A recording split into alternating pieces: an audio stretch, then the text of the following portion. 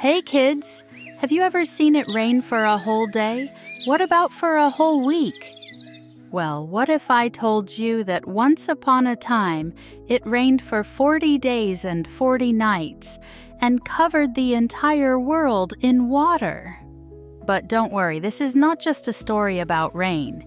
It's a story about a big God, a good man, and a huge boat filled with animals. So grab a comfy seat and get ready, because today we're going on a Bible adventure to learn about Noah and the Great Flood. Let's go. A long, long time ago, after God created the world, people started having families, building homes, and creating towns. The world was full of people, but guess what? Something terrible happened. People started forgetting about God. Instead of being kind, they were mean.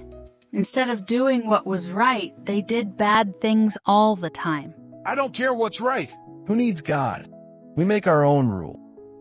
This made God very sad. People had stopped loving him and stopped loving each other.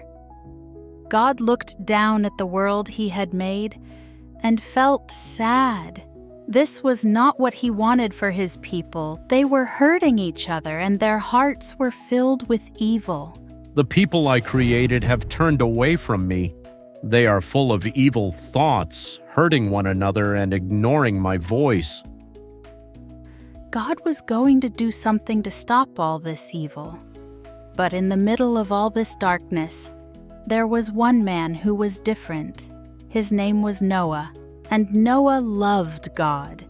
He didn't do what was wrong like the others. He walked faithfully with God.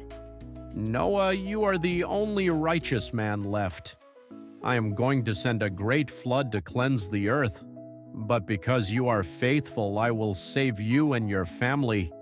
I want you to build a big boat, an ark, to save your family and 2 of every kind of animal. God wanted to save the other people too. So he told Noah to go and warn them first, if they will stop doing all the bad things God did not like. Noah went all around warning the people and telling them to change and be kind and obedient. But they did not listen to Noah. So God told Noah to build a giant boat. But not just any boat, an ark big enough to fit 2 of every kind of animal and his whole family. Noah was shocked. He had never seen a flood before. But did he argue with God? Nope. He got to work right away. Now, building an ark wasn't easy. It had to be 450 feet long. That's longer than a football field. It had to be 3 stories tall with rooms for all the animals. But Noah didn't complain. He grabbed his hammer, wood, and tools and got straight to work. As Noah built the ark, the people laughed at him. "Why are you building a boat in the middle of dry land?"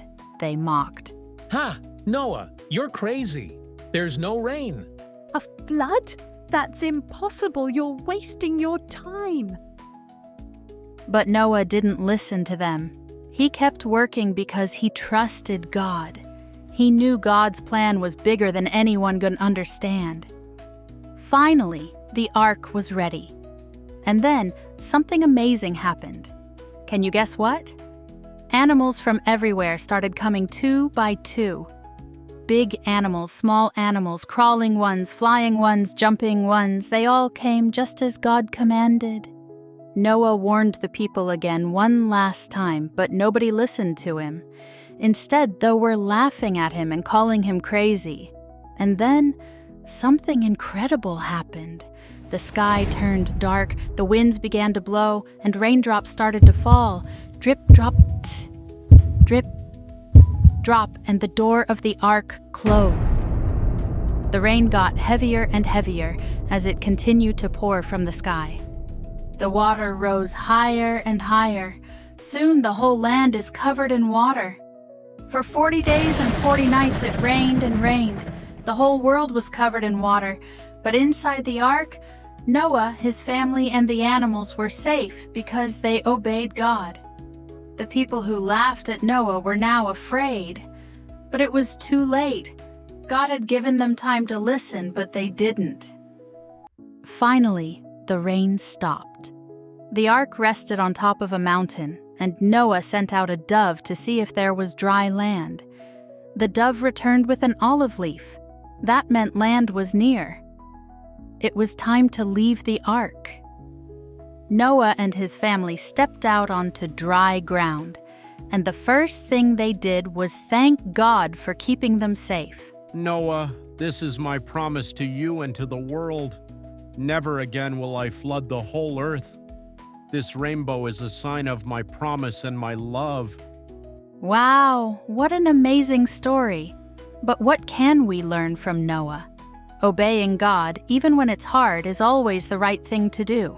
Trust God's plan. He knows what's best for us. God always keeps his promises. Hebrews 11:7. By faith, Noah built an ark to save his family. So kids, remember, no matter what happens, if we trust and obey God like Noah, he will always take care of us. See you in our next Bible adventure. Thanks for watching. Don't forget to like and subscribe for more Bible stories.